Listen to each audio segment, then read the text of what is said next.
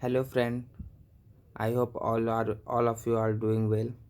तो आज हम लोग पूरे एक टोटल इकोनॉमिक्स का बुक कवर करने वाले हैं जो जो एनसीईआरटी प्लस स्टैंडर्ड बुक्स है और वो यूपीएससी सीएससी के एग्ज़ाम में बेस्ट हेल्पफुल होती है और मोस्टली क्वेश्चन इसी सब बुक से आती है।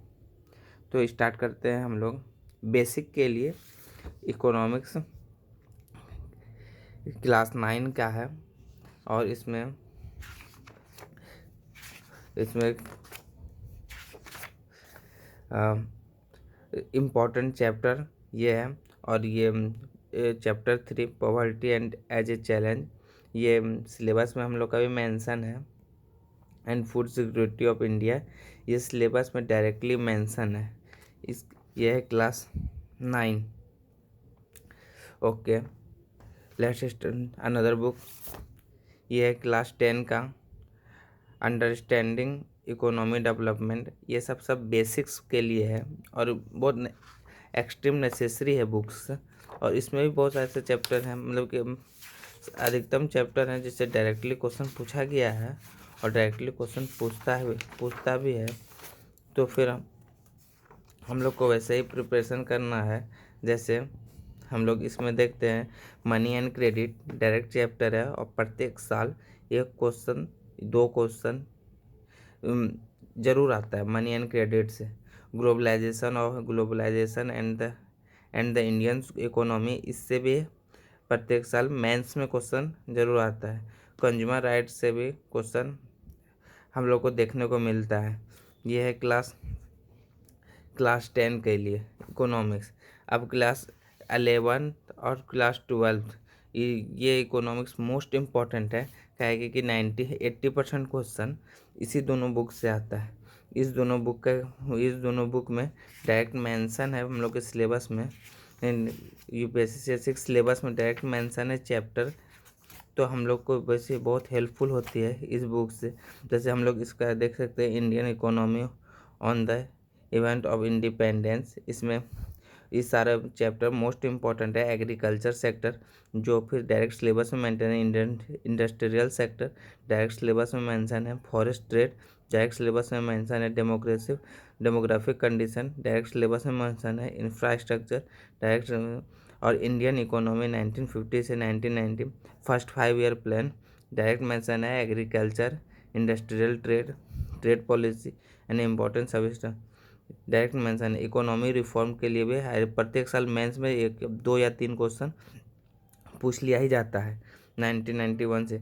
फिर उसके बाद 1991 में जो लिबरलाइजेशन, प्राइवेटाइजेशन, ग्लोबलाइजेशन हुआ, इससे भी एक अधिकतम क्वेश्चन, मैक्सिमम क्वेश्चन आ ही जाता है प्रत्येक साल, स्पेशली इससे।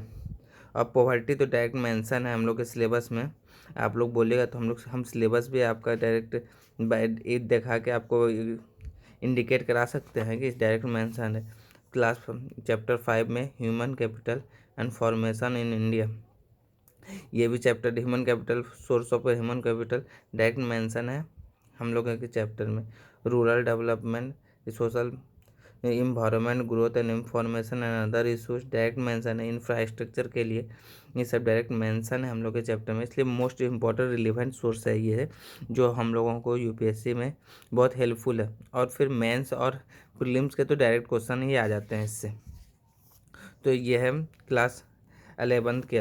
और क्लास 12 में मैक्रो इकोनॉमी, मतलब इसमें ये है ना कि आप इसका मतलब कि फैक्ट सब, मतलब कि कैलकुलेशन, इसमें कैलकुलेशन कुछ ज़्यादा है, लेकिन इससे डायरेक्ट क्वेश्चन भी पूछा जाता है। मतलब आप कैलकुलेशन वाला जितना भी है उसको आप इग्नोर कर सकते हैं इस बुक को तैयारी करने में। और काफ़ी देखिए नेशनल इनकम जीडीपी जीएनपी से डायरेक्ट क्वेश्चन आ जाता है हम लोग का, नॉमिनल जीडीपी और रियल जीडीपी से।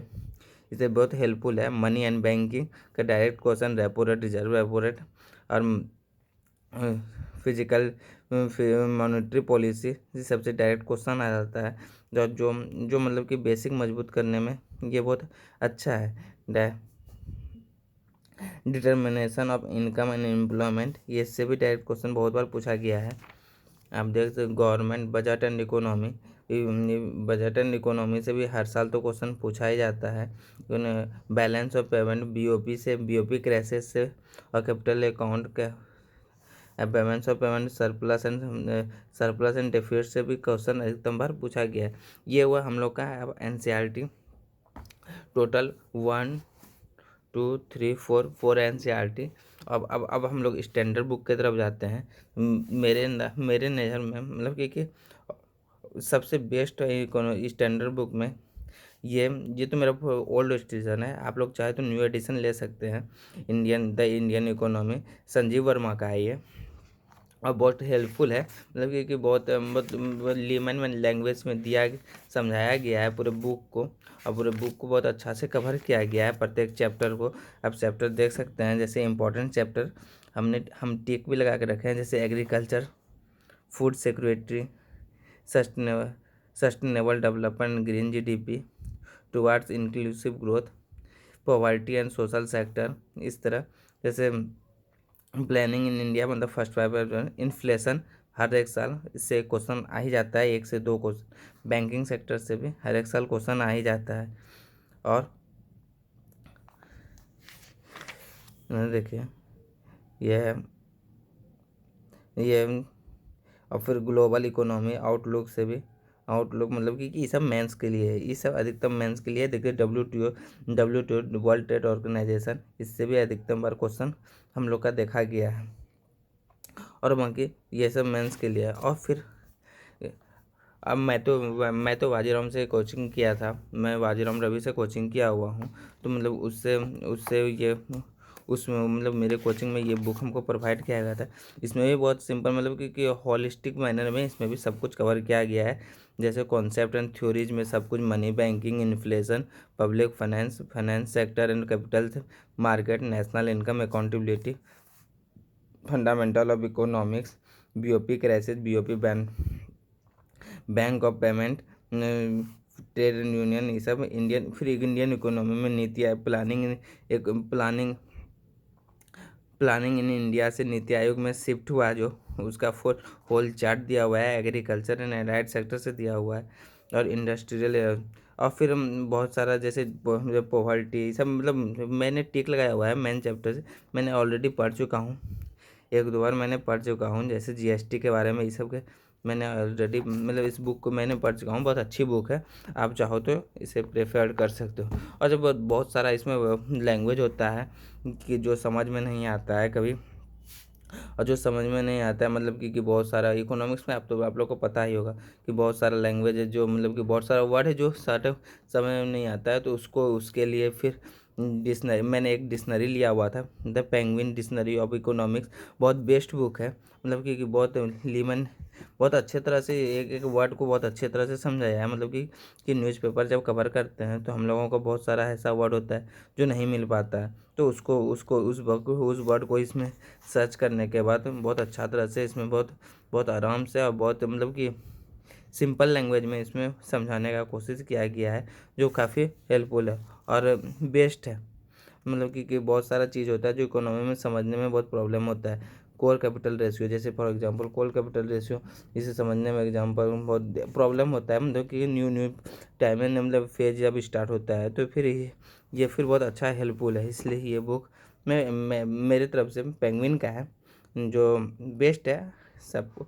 मतलब कि अगर जिसे प्रॉब्लम है इकोनॉमिक समझने में, वो इस बुक को ले सकते हैं।